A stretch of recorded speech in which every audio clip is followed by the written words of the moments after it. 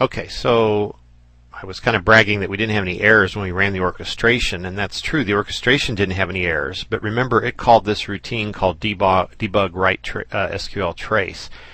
And let's talk about this. I have a huge try catch around this routine because in the production world, for instance, if it actually bombs, I don't want to stop my application from running just because the trace file or the trace database is not working. So there's apparently some error in here, and you'll notice down here I actually have to do, and I need to actually put some code here because apparently I'm getting my catch. And the question is, when the debug doesn't work, where do you write that to? And so there needs to be some kind of error catching right here. Now if this were a web service or something, sometimes you end up actually, it's more difficult to write to the event log from a web service, but I think right here in the C# it's pretty easy security wise. So we're going to do a system diagnostics dot event log dot write, and we're going to use the source will be our custom trace, C#, let's call it, or just call them custom trace. Our message needs to be something like the toString of the error, and then our type is going to be system diagnostics dot event entry type dot, and this will be an error. And then we will do the same thing down here. So when I say this is a to-do, this may or may not be the way you want to do it in your company. This again is just a very simple demo program. You might want to look into connection pooling and other options if you want to really make this a more robust enterprise level application. So now we're going to display the toString and write it to the event log. So I'm going to recompile. Again, this is just a C# program. So the only thing is we have to put it in the GAC.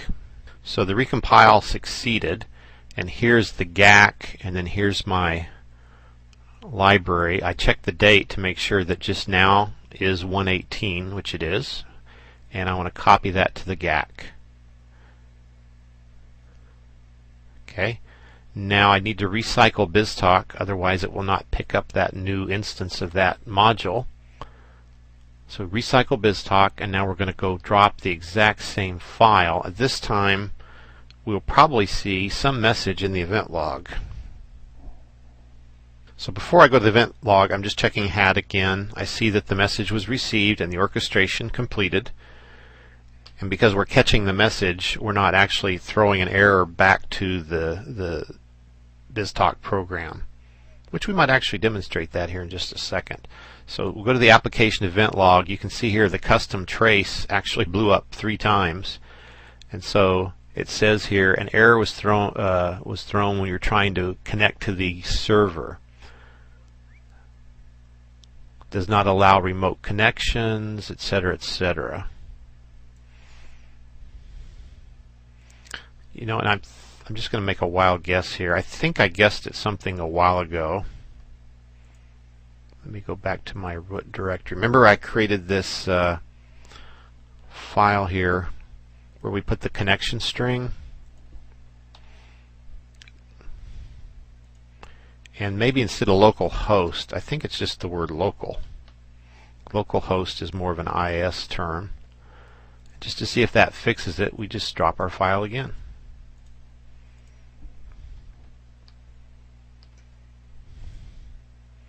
So we're now at 121, waiting on the orchestration to start and finish. It is now still waiting to start. It's still waiting. There it is. So now the orchestration is finished. Go back to the event viewer. We're now looking for a time at 121. And we still got the same message. The other point this raises is, of course, a good practice is whoever writes this function routine should write a unit test program for it. So usually if I have a function library, I'll have another C# program called BizTalk Function Library Test or Tester or Unit Tester. And sometimes I use InUnit, which is a tool where it allows you to stress test and regression test your C# code, and that would be a wise thing to do here. So I'm going to go off the video for just a minute. I'm pretty sure I just have a connection string problem here in this file, and I need to just figure it out. You know, are we bombing right here when we try to make the connection, or are we bombing later? And actually I see in the event log, every time we ran, we get exactly 3 trace messages, or 3 event log messages in our application. Just to narrow it down, you can see here SQL internal connection on error. I don't know why. Oh, we get 3 of them. I know why, because in our orchestration we actually call this routine 3 times. So that's why we're getting 3 errors. So more than likely it's just a connection string problem. Okay, and I think I know what it is. Here is the tool for SQL, and you can see I'm using instance names here. So the name of the instance where this database is not just my machine name, not just local or local host, but it's my machine name / the instance name. Sorry about that, phone. Okay, so we make this correction to the file, save it, and again, there's no restarting BizTalk because all we did was change a config file, which automatically gets read every time we run this. It has nothing to do with DLLs. That's why we don't have to restart BizTalk. So go over here to hat. It's now 1:24 and the orchestration has completed. Let's check our event viewer and see if we have any messages. And this time, notice, whoops, we do not. Sort by date time. There we are. So at 12 or whatever. Sorry, I'm at the bottom. Sort by date time, descending, right? Why do I keep hitting that? Okay, scroll up to the top and show you again. There's no custom trace messages at 124. So now we go to our database over here and refresh the query, and now you can see basically rows 4, 5, and 6 were just now stored at 124. Orchestration Debug SQL was the name of the orchestration, and you can see the GUID of my message here, and so you can see that all 3 of these actually have the same GUID, and then all 3 have the same orchestration GUID as well, and then you see the 3 debug messages, and then I used last name was Doe. So now just to run this again, let's make a slightly different message here. So let's take my sample file, copy it to sample file 2, and I'm going to open it with an editor, and this time I'm going to put my name in here, the amount we're not actually using for anything.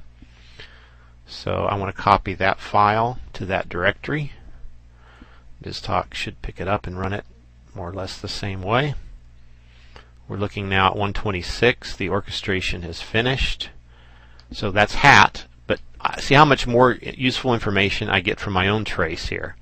So now I see at 126 it ran, and I actually see again the same orchestration, but now you see I have a different message ID, a different GUID, and then now you see the first name equals Neil branch was taken, whereas before we actually went down debug path 3, and here we had Doe, Doe, Doe, Walters, Walters, Walters.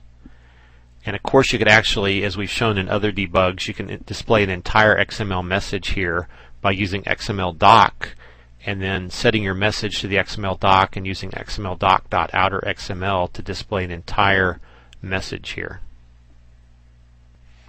Let's just do one quick example of that. And actually I'll do that in the next video just so I keep my video kind of short here. So in the next video we will actually come and modify our debug statement to display the entire message. And that video should be a totally repeat of information we've had before. So again, depending on what order you're skipping around watching these videos, if you've got that mastered, just feel free to skip the next video totally.